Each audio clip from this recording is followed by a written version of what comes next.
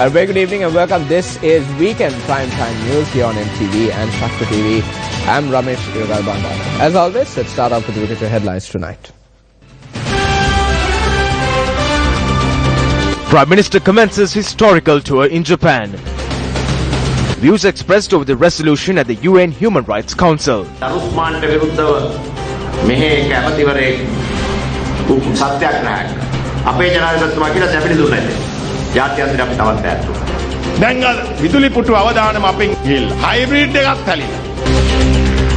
Both services commence in the Kumbicham Kulama in Anuradhapura amidst political pressure.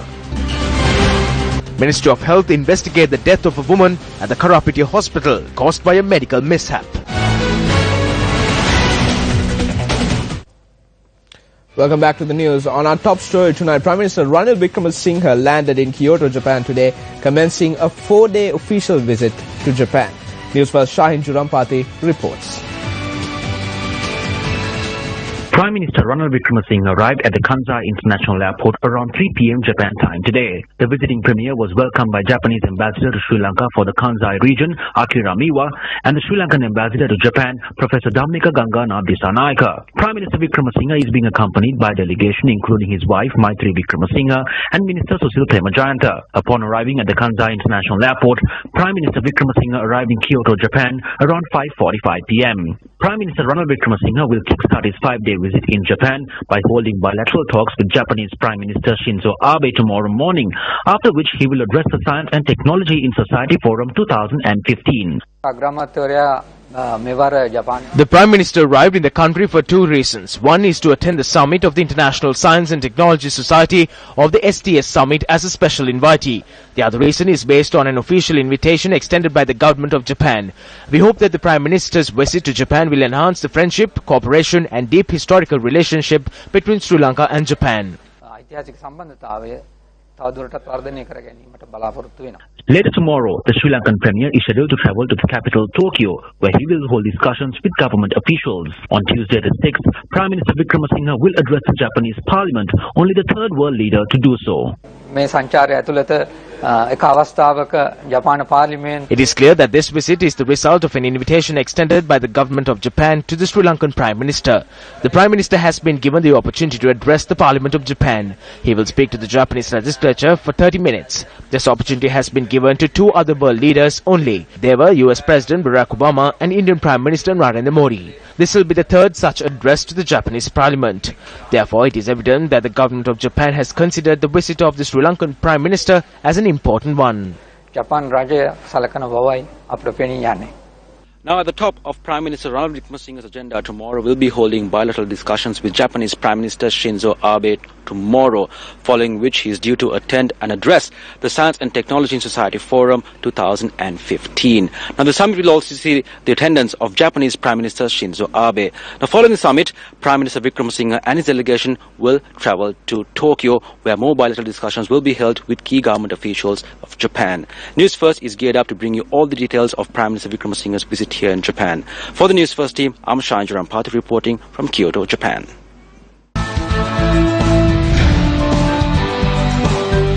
On our developing story tonight, the adoption of the resolution of Sri Lanka at the United Nations Human Rights Council was a topic on which views were expressed today on the political arena. President Maithripala Sirisena was able to stop the Western influence and the hostility that was levelled against us. If not for him, we will still be facing those issues. He was able to work together with the US, the UK, China, India, Russia and other nations. Thereby our war heroes will be protected. Mahinda Rajapaksa will also be protected. Gotabaya Rajapaksa will be protected. You too will be protected. The threat of the electric chair is no more. The threat of the International Criminal Court is no more. The hybrid system is also no more. Now we can forge ahead as a nation. When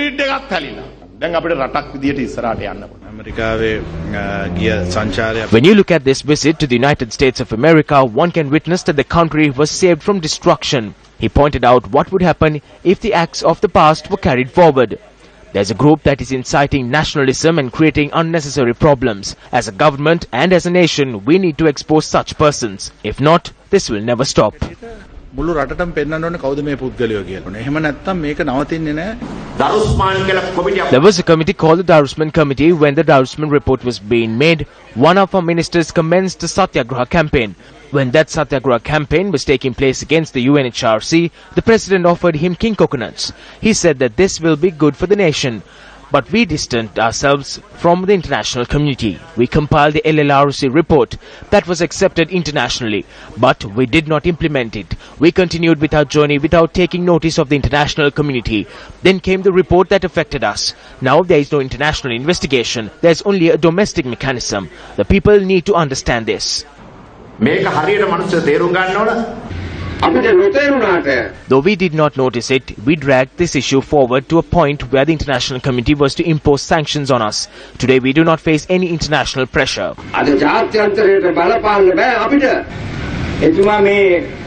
If he was not elected as the president, we would have faced a bigger issue.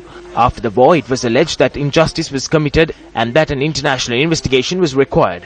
President Maithripala Sirisena was able to avoid all of that. The importance of a program to eradicate drugs and intoxicants from the country was highlighted at an event held in Colombo today.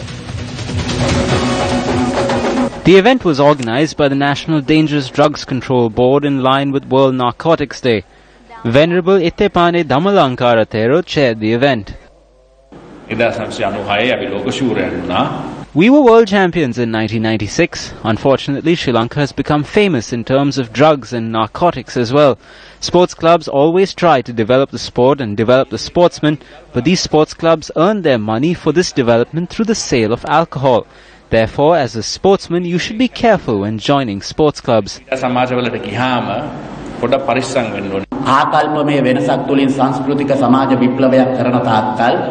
Without a social and cultural revolution through a conceptual stage, I do not think that this country will become a drug and alcohol-free nation. Not in 2020, not even in 2200. 3 ethanol companies in the country belong to parliamentarians. Politicians pump money into 2 media organizations owned by them in the country. Remember that their sons are either in the provincial councils or the parliament. That means the country is ruined for another 100 years. The government has decided to increase the prices of cigarettes, beer, as well as local and foreign alcohol. According to a statement issued by the Ministry of Finance, the price of cigarettes has been increased by 3 rupees. The price of beer has also been increased by 40 and 60 rupees according to the level of alcohol contained per litre.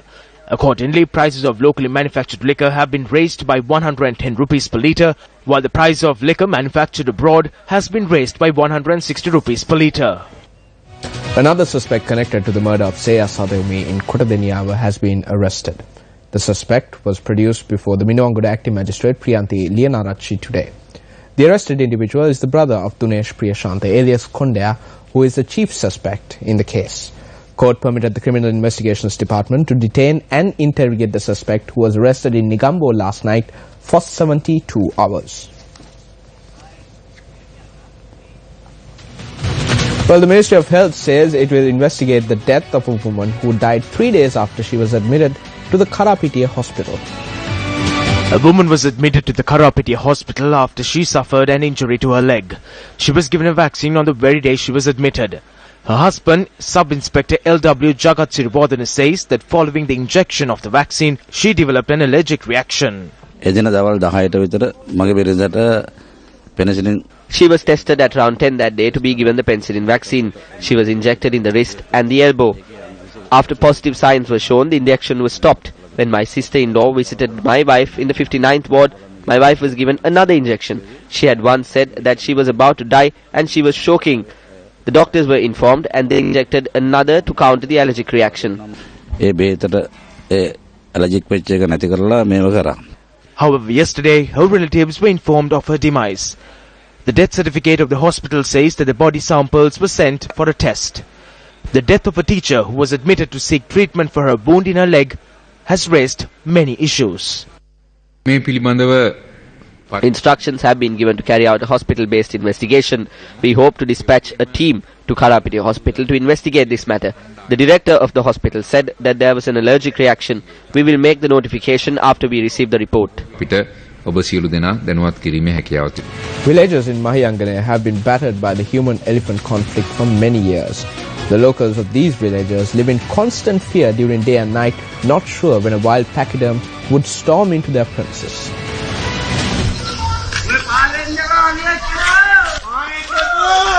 A wild elephant was reported to have made its way to the Galyaya area in Haddalwa, Mahiyangane this morning. This elephant was one that was left behind from the herd that destroyed a number of houses in the village last evening.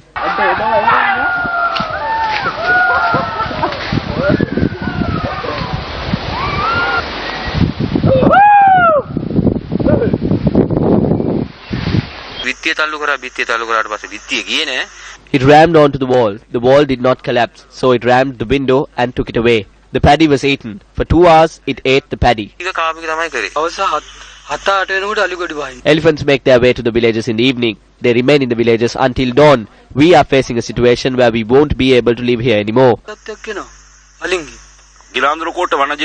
vehicles of the Girandurukote Wildlife Office are not in operation. One had met with an accident while chasing away elephants. What we know is that no action was taken to repair those vehicles. Area residents state that setting up an electric fence or chasing away the wild elephants back to the wild does not solve the issue. All the tanks in the Maduroy reserve should be used to provide water for the elephants to consume, or new tanks needs to be created. They do not have food to eat or water to drink, so they enter the villages.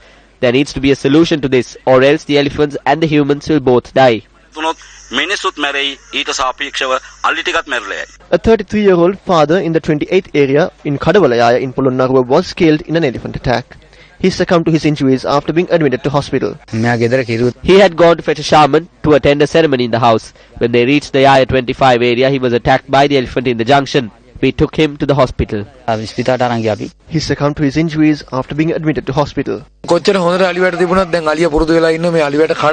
elephant is able to break through the electric fence. When someone is killed, the elephant is taken and put somewhere else. When someone is killed there, it is put back here. Changing the jungle is not the solution to this. There should be a broader solution.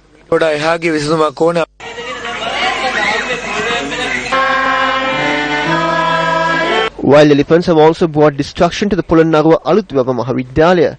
The presence of the wild elephants have put the lives of these children at risk. These wild elephants have also destroyed the model farms built by the students.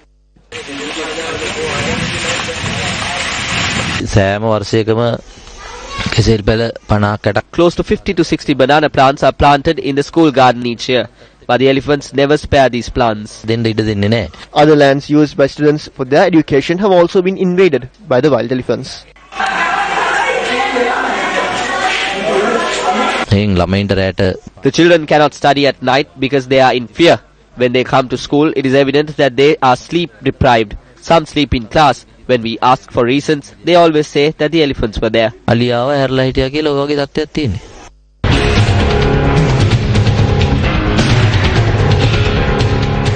And up next is our investigative segment, Action TV.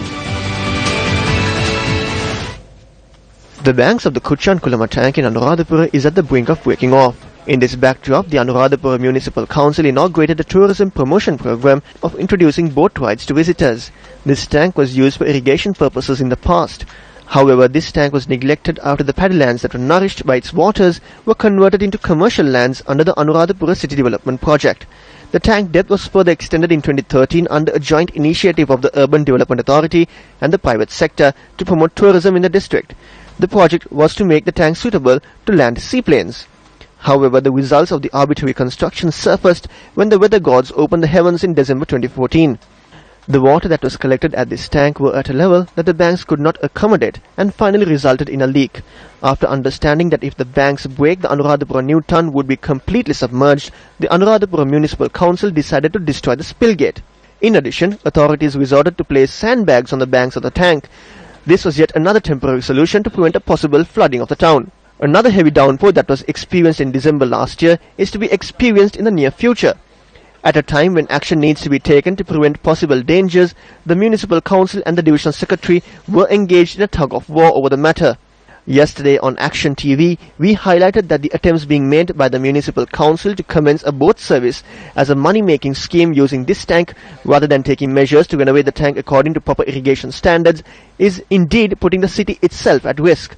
However, the boat service was inaugurated under the auspices of the Mayor of Anuradhapura. What is notable is that 2 motorboats were also deployed for this service.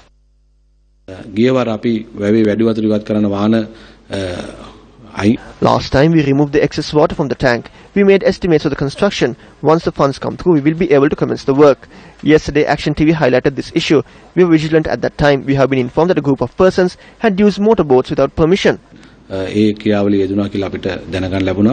group that the Urban Commissioner termed as certain persons are not new faces to the Municipal Council. The 2 persons who have obtained permission from the Municipal Council for this boat service have been taking over lands of the Council to give out to traders for the monsoon season for over a period of time. This tank does not have waves, but permission has been given for motorboats to be used. If a possible disaster that can destroy the Anuradhapura town needs to be prevented, all boat services need to be cancelled and the task of maintaining the tank needs to be given to an institution that specializes in that task. District Secretary of Anuradhapura, this is over to you.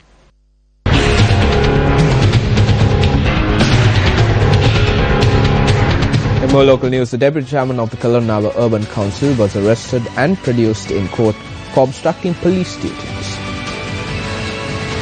Police media spokesperson said that the Deputy Chairman of the Colonava Urban Council, Suresh Kodagoda, and 2 of his brothers were arrested in connection to a brawl that took place on the 30th of September. When the Deputy Chairman got to know that the arrested individuals are going to be produced before court, he had called and threatened the OIC of the Colonava Police.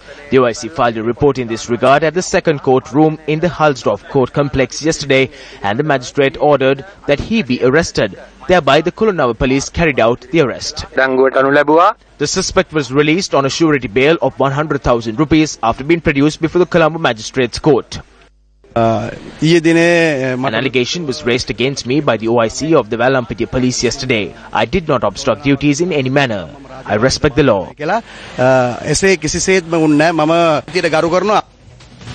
Veteran journalist Harold Vijay Singh passed away this morning at the age of 53. Born on the 21st of January 1962, Harold Vijay Singh was a product of Royal College, Colombo. Vijay Singh, who had taken ill for a period of time, passed away at his residence in Colombo. Harold Vijay Singh, who commenced his career at the Sri Lanka Broadcasting Corporation, later served at the Sri Lanka Rupavahini Corporation and the Independent Television. A professional cameraman, producer, and a specialist in television technology, Harold Vijay Singh also served as the MTV MBC station director. Harold Vijay Singh, who later went on to serve as the consultant to MTV MBC, is the owner of PE+. Television dramas such as Lona Varuni Mahat Varuni, Yes Boss, Yes Madam were incidentally produced by Harold Vijay Singh. Programs such as Sansaro Sakmana, Sina Vasantya, Adare Asataram, Punchipahe Mang were also produced by the late Vijay Singh. The body of the late Harold Vijay Singh has been placed at the Jayaratna Florist in Borala for the public to pay their last respects. The funeral will take place on Wednesday at the crematorium in Borala. Former Minister Abdul Kader passed away at the age of 79. The late Abdul Kader represented the Kandy district for the United National Party in Parliament. He also served as the Minister of Cooperatives in the United National Party government formed in the year 2001. Welcome back to the news. Opposition leader R. Sambandhan visited the Selvasantini area in Thundamanaru, Jaffna. The opposition leader took part in religious observances in the Selvasannidhi Kovil. Later, our Sambandhan looked into the well-being of families who were relocated in the Valikammam area in Jaffna and visited the Thalassevan arrest in Kankasanturai. Subsequently, opposition leader our Sambandhan visited the construction site of the presidential house in Kirimalai. However, he was not granted permission to enter the premises. Our Sambandhan spoke to the relevant officials over the phone and obtained permission to enter the president's house. I would like to go and see these bungalows, which is very close to where I am standing now. I spoke to the naval commander who told me that he must have, you told my security people that he would like to have your authority.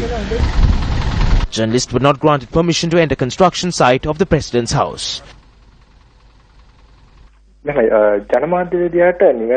A journalist must have the right to report accurate news at all times. That is our responsibility. However, if there is a threat to national security or if the content of the journalist report leads to social unrest, there is a fair principle that officials can intervene into such matters. But the fact here is, does the newly constructed presidential residence in Jaffna fall into this category? No, it does not. The people have the right to know about what happens inside this residence, because this was constructed with the taxpayers' money. Therefore, a journalist has the right to carry out his responsibilities in such a situation, and such responsibilities cannot be denied.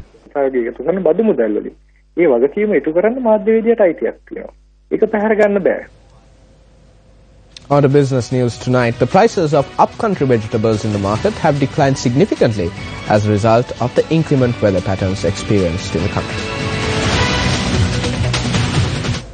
Traders point out that the market situation has changed as a result of the transportation difficulties and storage difficulties experienced due to the prevalent weather.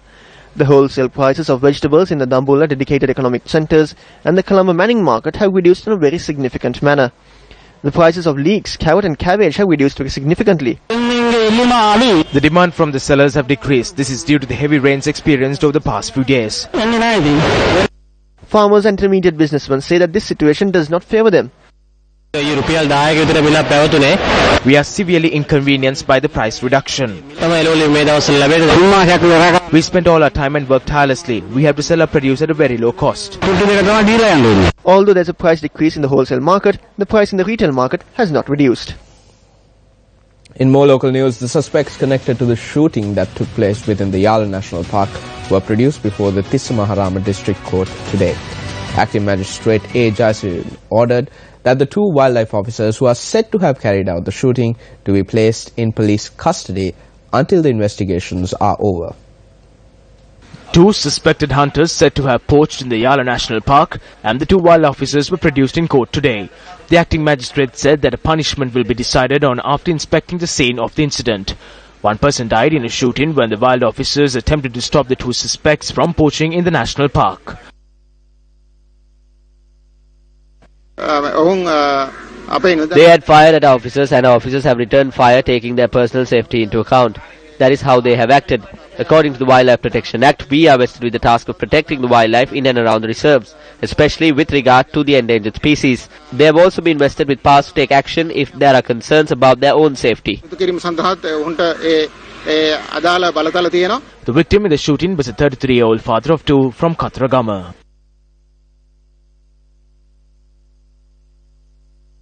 And that's a wrap of Weekend Primetime News for tonight. For the News First team, I'm Ramesh Irugal Bandara. Good night.